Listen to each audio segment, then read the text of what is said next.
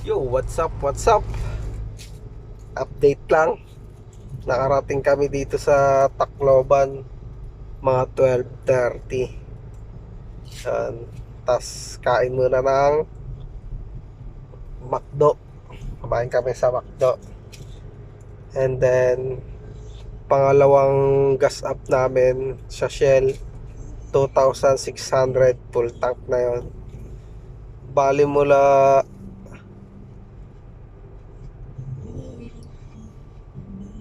ano na tayo nagpakarga, di ba? Bicol, pangalawang gas up namin dito. Bali 4-6. Yun, patungo na kaming port of yung pupunta nating port?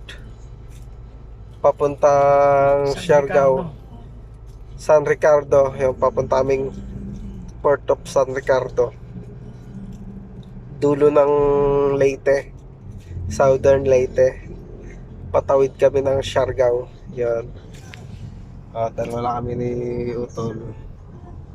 Okay.